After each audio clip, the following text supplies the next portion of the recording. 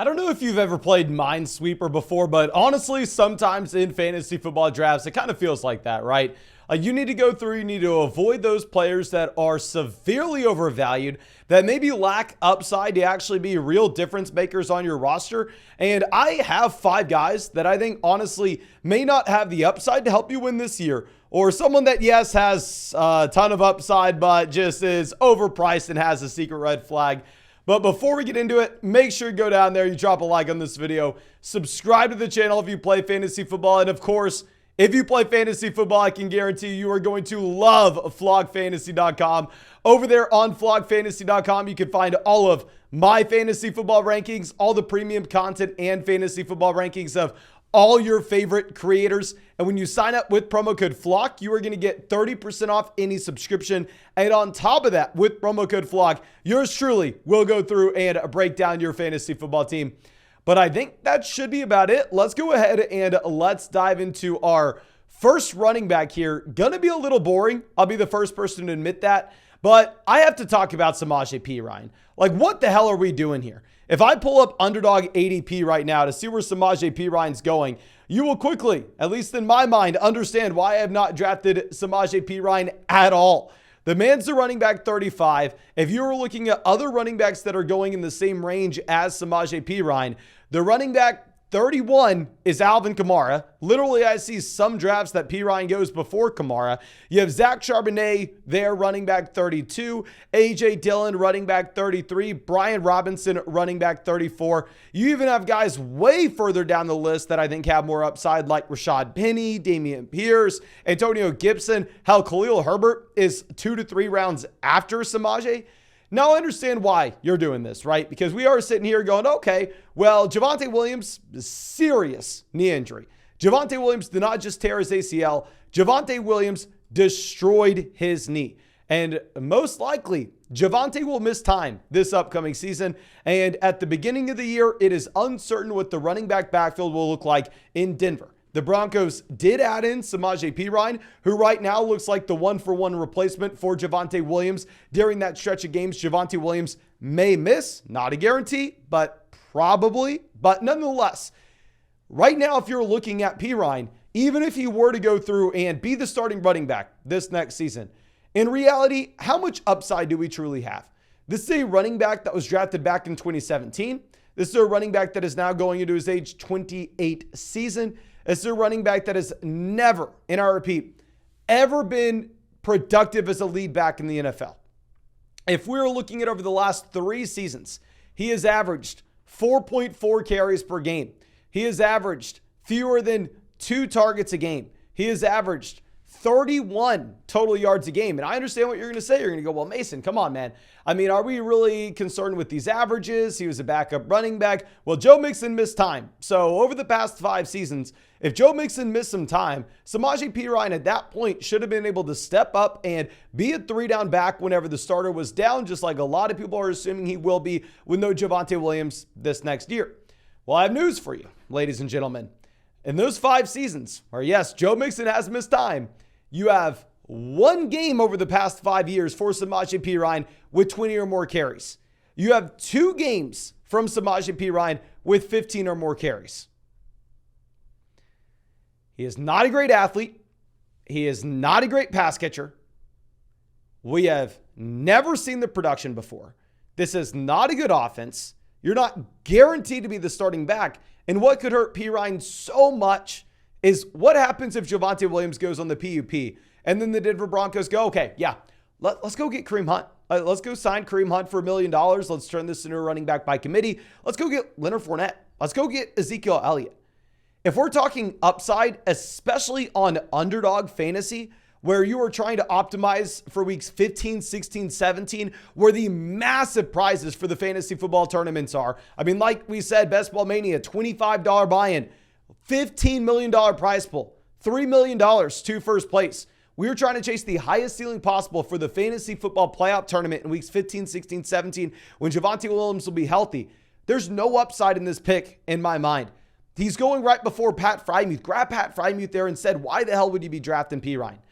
Now, going over to our next guy, we are going to be looking at a running back that I thought had a lot of upside when he came into the NFL, a running back that I have been a big fan of in years past, DeAndre Swift. And yes, with DeAndre Swift, it is painful to include him on this list for the reasons we already mentioned. I love the guy, right?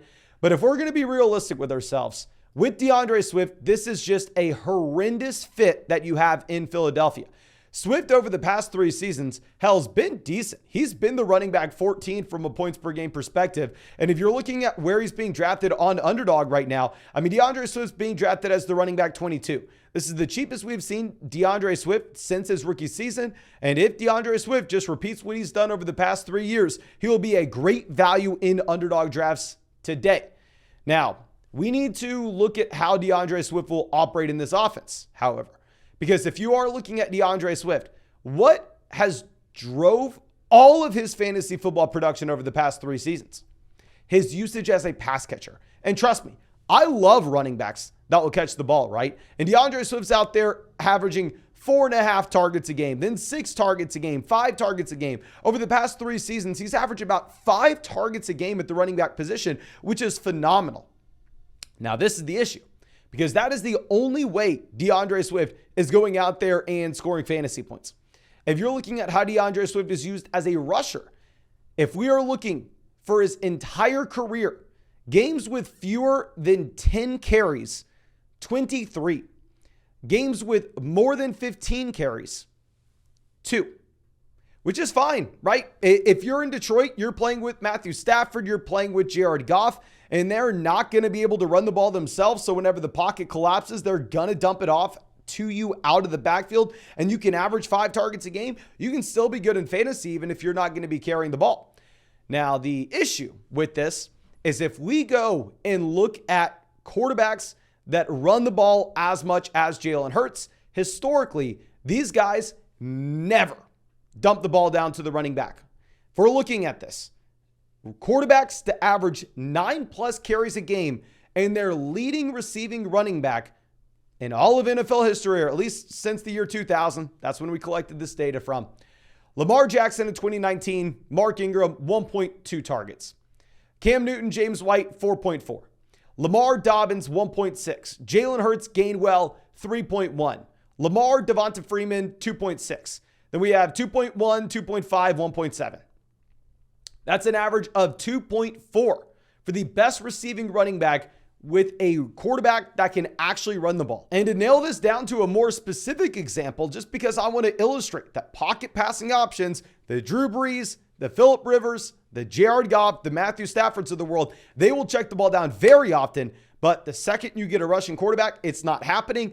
Let's look at what happened with James White, because James White, very similar to Swift, right? You're not really going to be carrying the ball much, but at the end of the day, you are going to be going out there and you're going to be racking up a ton of receptions. If we look at the years 2018 through 2020, games where James White played with Cam Newton, the quarterback that's going to go out there and run the ball, you had 4.1 targets per game. Whereas if you're looking at all other games, presumably with Tom Brady, you're looking at slightly more than 7 targets a game. Now, I understand a lot of people are going to say, well, Mason, come on, man. I mean, DeAndre Swift, he's just going to start running it, right? Well, I don't necessarily know if he can. And I would have never said this with him coming into the NFL. I mean, I thought that he was 100% good to go. I thought he had the frame to be a 3-down player. But the Detroit Lions just sold the man for a 4th-round pick. They just took Jahmyr Gibbs, pick 12 in the NFL draft, and they get to see DeAndre Swift. They get to see this guy on a day in and day out basis, and their medical staff gets to deal with DeAndre Swift as well. And Swift, so far in his NFL career, has missed time every single season. 3 games in 2020, 4 games in 2021, 3 games in 2022. So with a light workload, DeAndre Swift is still getting injured. So are we confident with the Philadelphia Eagles being able to bump up his rushing production? Probably not. So I think it's just a very bad fit from a fantasy football perspective with DeAndre Swift. Now, of course, he's definitely worth the 4th-round pick for the Philadelphia Eagles, and they got a great price on him. Just if you're taking him in underdog drafts right now as the running back 22, ahead of Isaiah Pacheco, ahead of Cam Akers, you're probably not getting that good of a price on him. But if you wanted to draft him there, if you wanted to get in a draft today, of course you can do so on Underdog Fantasy. You're seeing us draft there every single day on the live stream. We're going to draft over 700 teams on Underdog this year. With it being best ball, there's no time commitment at all during the season. When you sign up with promo code FLOCK, they're going to match your first deposit dollar for dollar up to $100. Also, you're going to get my 2023 fantasy football rankings and a free trial to flockfantasy.com. Make sure you go to the link in the description, available in damn near every state. But let's go over to our next guy here. It's going to be another very boring option that we'll talk about just briefly. Jarrett McKinnon is also someone that I really don't understand what we're doing. I mean, yes, with Jarrett McKinnon, the man stands out because he has had a very small stretch of games when it mattered in the fantasy football playoffs that a lot of people will remember.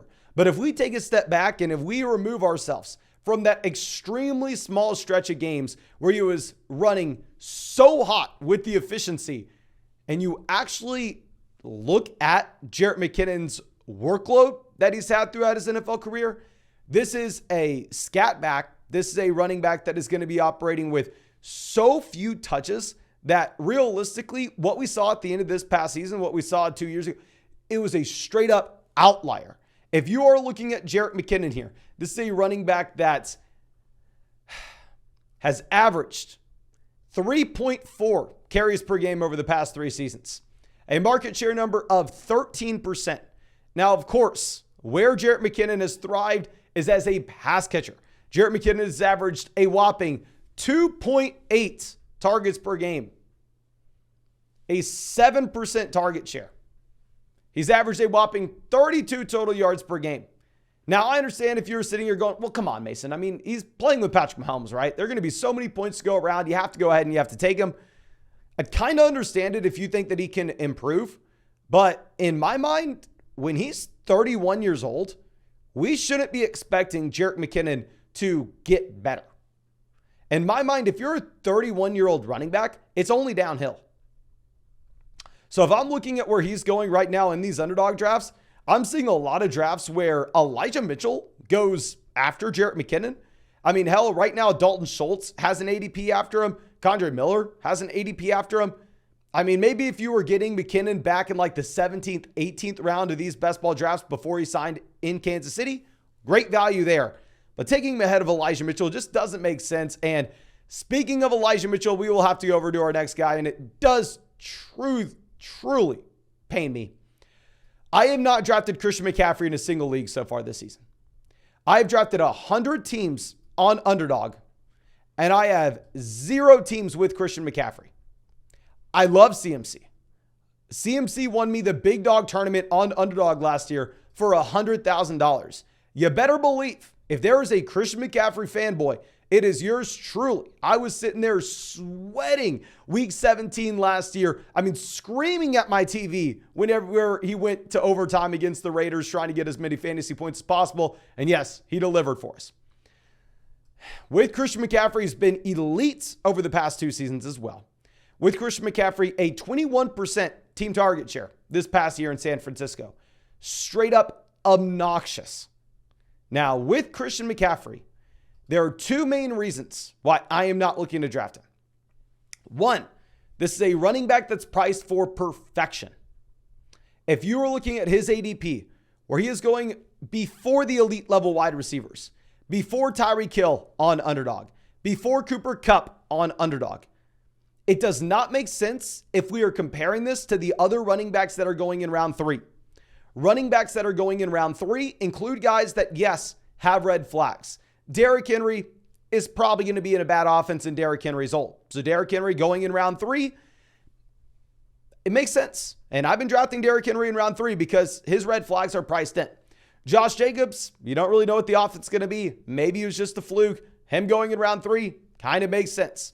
Breece Hall coming off the torn ACL going in round 3 kind of makes sense. All of those running backs have red flags, and that's why they're going behind the elite level wide receivers. But whenever I'm going into these underdog drafts and I am looking at the ability to start with Jamar Chase and then get Derrick Henry in round 3, and if we flip that and you go Christian McCaffrey in round 1, and then in round 3, we're taking either DK Metcalf or Deebo Samuel, it makes no sense in my mind. because the only way this would make sense is if CMC had 0 red flags. And if I look at this Christian McCaffrey profile, I don't see 0 red flags. This is a running back that is now going into his 7th season. 7th season of the NFL. He's played in 2017, 2018, 2019, 2020, 2021, 2022. We're going into 2023. Historically speaking, these running backs are falling off after 6 seasons. There's a red flag. Another red flag is Kyle Shanahan's usage of running backs. Now, I understand, yes, Christian McCaffrey was elite this past season when Elijah Mitchell missed. This is the big thing I want to be looking at. If you're looking at the splits this past year with and without Elijah Mitchell for Christian McCaffrey, the receiving down usage about the same, right? I mean, the man had about 4.5 receptions per game with Elijah Mitchell and a little over 5 receptions per game without Elijah Mitchell. Not a big difference there. But where is the massive difference is in games with Elijah Mitchell, Christian McCaffrey averaged 10.5 carries per game. He averaged 38 rushing yards per game. And in comparison, the games without Mitchell, that gets bumped up to 15.5 carries per game, and his rushing yards per game were doubled. His rushing touchdowns per game were doubled. When Elijah Mitchell played this past season, it was not a situation where CMC was just a locked and loaded 3-down workhorse. It was a situation where it was split a little closer to a committee. Now, yes, CMC is still the running back 1 in fantasy this year, 100%. But specifically in these underdog drafts, I think that if you were looking at the gap between wide receivers in round 1, those guys like Jefferson, Chase, Hill, and Kupp versus the wide receivers in round 3, such as DK Metcalf, Deebo Samuel, Amari Cooper, Calvin Ridley, the gap between those wide receivers, in my mind, is much larger than the gap you're going to find between Christian McCaffrey in round 1 versus the running backs we'd be looking at in round 3 in Derrick Henry, Josh Jacobs, Breece Hall, Ramondre Stevenson. So that's why I think it is so crucial to make sure you're locking in a wide receiver in round 1 in underdog drafts this year, and then following that up with one of those running backs in round 3 where the red flags are priced in. But again, that is specifically for underdog. If you're playing in a shallow redraft format where you're only starting 2 wide receivers, 1 flex, full PPR, there, if you're playing in that extremely shallow format, go right ahead, take Christian McCaffrey. It's just not the drafts we're getting in today, so I'm not taking him at all. Now, going to our last guy, Kenneth Walker is someone I've drafted very little of. I mean, I've started to draft him some now that he's falling to late round 5, but whenever he was going at the beginning of round 4, I was completely out on Kenneth Walker, and still, when he's going into round 4, I'm not about it. Now, with Walker, he was my 2nd most drafted running back in fantasy this past year outside of Josh Jacobs, and I was extremely happy with that. He was going in round 9. He was going in round 10. He was a phenomenal running back prospect. The only other guy in his backfield was arguably the most injury-prone running back in the NFL in Rashad Penny. So Kenneth Walker, round 9, was a complete smash. But now it's a different situation. Now you have Zach Charbonnet coming in. We know Kenneth Walker isn't necessarily a very strong pass catcher. He can get the job done, but it's not his strength. And Zach Charbonnet, a phenomenal receiving down back. We know with the Seattle Seahawks at the same time, it's a team that looks like they want to throw the ball. I mean, you had Geno Smith having more passing attempts this past season than Russell Wilson ever saw in Seattle. Then they go through and they add in Jackson Smith-Njigba to get the best 3 wide receiver set arguably in the NFL. And then on top of that, they add in a receiving down running back. So at this point, I'm looking at Seattle going, oh, hell, they're going to try to throw the ball a ton. Who's their receiving back? Their receiving back, Zach Charbonnet. They just spent a 2nd round pick on him. It's not like Zach Charbonnet is DeAndre Swift, James White. No, he's going to get the ball some on 1st and 2nd down. I think this is a close to like a 55, 45, 60, 40 backfield split in the favor of Kenneth Walker.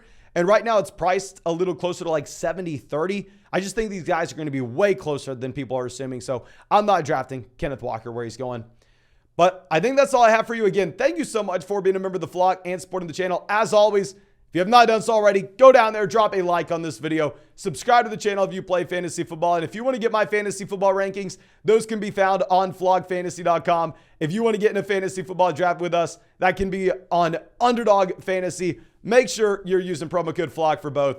But thank you again, ladies and gentlemen. Really do appreciate you and really hope you have a great day.